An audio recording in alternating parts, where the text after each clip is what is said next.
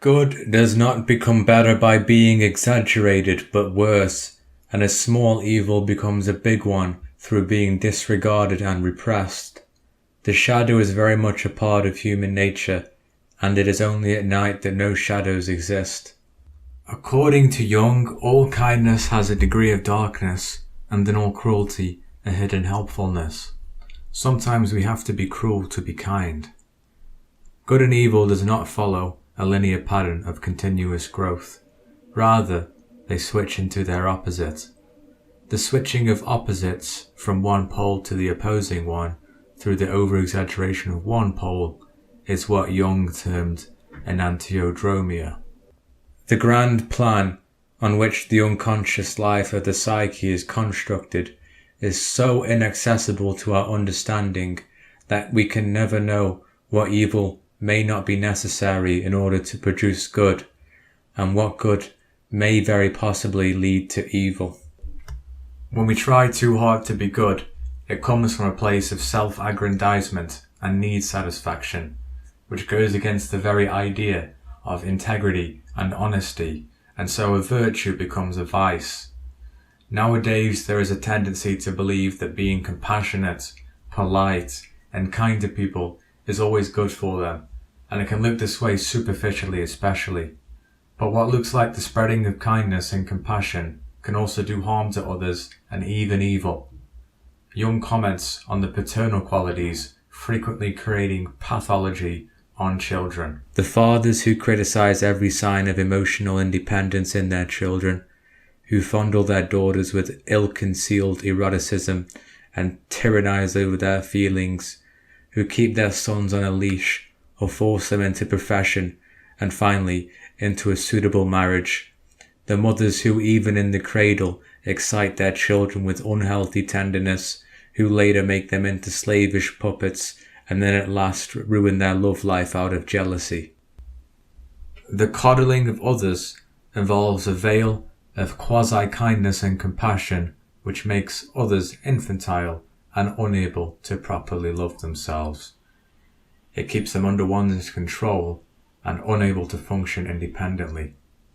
There can be a power play in agreeable people to tend to sensitivity and vulnerabilities in order to make oneself feel powerful, rather than help the other. As Freud knew, the good mother fails. That is making the child independent through a degree of lacking tenderness. Although this tyrannical nurturing doesn't necessarily only affect children. The result of coddling is a person who does not know what love is, and therefore cannot love themselves. They need others then to love them, and such people come to others starving with the goals of love, but this is defective and pathological. A person who cannot love themselves cannot love other people without a core deficiency, and so in the hope that they will receive a proper love to compensate for their deficiency, love for such people becomes a desire, an insinuation, a plot, a definite scheme to get something for yourself, and this goes against the very idea of love.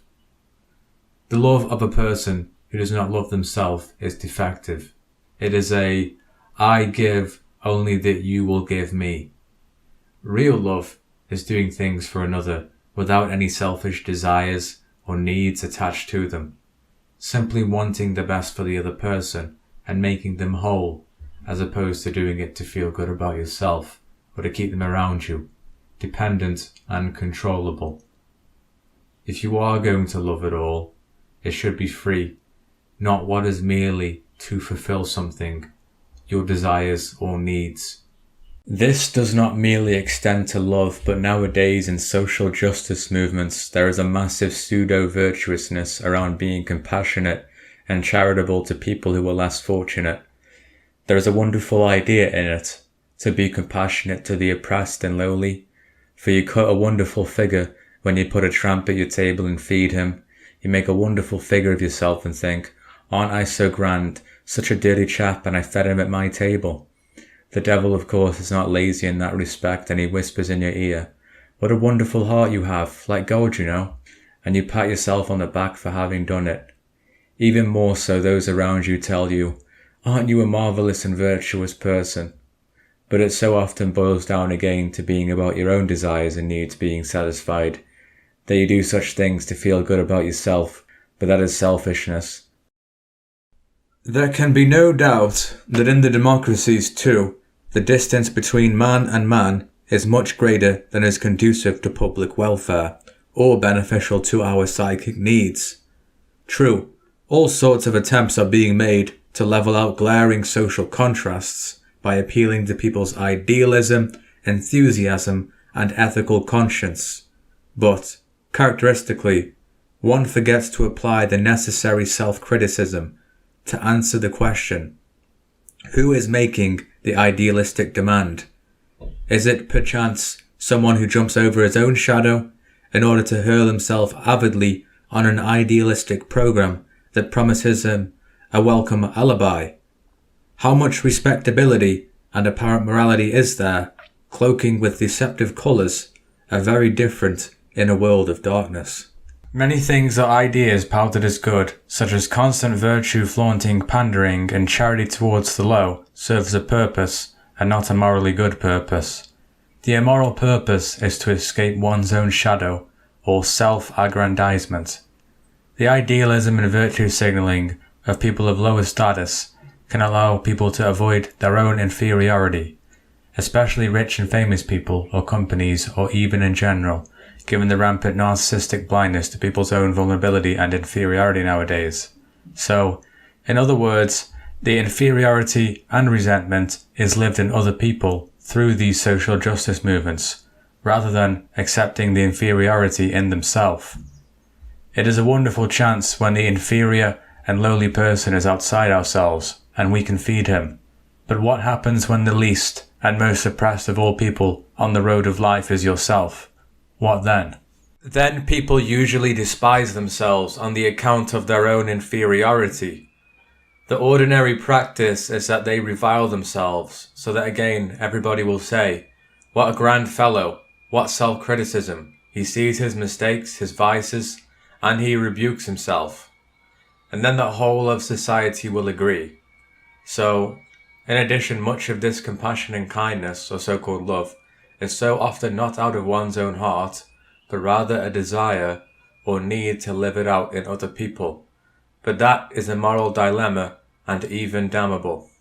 The truth is that if you are to be compassionate and kind to other people based on their inferiority or oppression, then you also have to treat yourself the same. Love thy neighbour as thou love thyself, otherwise you are a hypocrite and using others to live a blind part of yourself. You run away from yourself on the account of your own inferiorities and problems. Therefore, this love and kindness is not a morally selfish and integral act, but rather a mechanism designed to get what you really desire and need. If you yourself were so oppressed or a tramp, would you still treat others the same way as you treat the oppressed when you are well off? For most people, simply not the case. Jung comments on the problems of social movements and this moral virtue signalling and concern for others. Solve your own problem and don't be concerned with theirs, otherwise it becomes participation mystique which spreads out all over the world. You infect everybody with your own inferiority, your own defects, and it does no good whatsoever. You can do very little good to others. That you do people good by giving, for instance, is a delusion. By giving you spoil them. You are only pleasing yourself. You think you are marvelously generous, and you never think of the poor victims of your generosity. You are kind to people, never asking whether they deserve it or not. Certain people deserve that you shall not be kind. You are indulging your own autoerotic pleasure, warming yourself by the thought of your wonderful kindness. But you are wronging those people.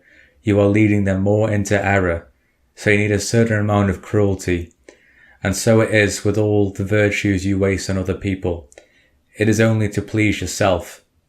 Real kindness asks, to whom am I giving $100? You can give $100 or a great deal more, but give it where it means something, where it is deserved. Otherwise it is indiscriminate love and kindness, which is just viciousness. A participation mystique is a blind and unconscious collective movement. Jung is saying that blind compassion and kindness is actually bad for people, and that people who think they are righteous by joining the mob or trying to change the world are usually immature and infantile, especially when it comes to changing the world. That is a sign of mental sickness. Real change comes from working on yourself. If everybody bore as much as they could, if everybody carried their own cross and took their own responsibility, then everybody would be stronger and less infantile. Blind charity and compassion often takes away from people's self-responsibility and is often done simply so one can feel good about themselves. The modern day virtue signaling and epidemics of social movements, while posting about it furiously and vigorously on the fake reality of social media, is usually less helpful than working on yourself and trying to help those in your own environment and touching distance, rather than what now is the global hot trend. The historical story of Saint Ursula depicts these issues nicely, particularly the participation mystique and collective element. Saint Ursula was a princess who, at the request of her father, King Dionysius of Dumnonia in southwest Britain, set sail along with 11,000 virginal handmaidens to join her future husband, the pagan governor Conan Meriadoc of Armorica. After a miraculous storm brought them over the sea in a single day to a Gaulish port, Ursula declared that before her marriage she would undertake a pan-European pilgrimage. She headed for Rome with her followers and persuaded the Pope, Cyrus, and Solupsius, Bishop of Ravenna, to join them. After setting out for Cologne, which was being besieged by the Huns, all the virgins were beheaded in a massacre. The Huns' leader fatally shot Ursula with an arrow in about 383 AD. You can see how one gets into the collective participation mystique wrongly through that blind kindness and compassion. People don't know where they are going in such a mass movement, and it may very well be a naive march towards the edge of a cliff. Jung knew the problems also of knowing what is good for people. Nowadays we have become so afraid of suffering and our vulnerabilities, and that is damaging. That is the main issue of this coddling, and a tree without wind grows deformed and degenerative, as Jung comments from his experience in clinical practice. It is presumptuous to think we can always say what is good or bad for the patient. Perhaps he knows something is really bad and does it anyway, and then gets a bad conscience. From the therapeutic, that is to say the empirical point of view, this may be very good indeed for him. Perhaps he has to experience the power of evil and suffer accordingly, because only in that way can he give up his Pharisaic attitude to other people. Perhaps fate or the unconscious or God, call it what you will, had to give him a hard knock and roll him in the dirt, because only such a drastic experience could strike home, pull him out of his infantilism, and make him more mature. How can anyone find out how much he needs to be saved if he is quite sure that there is nothing he needs saving from?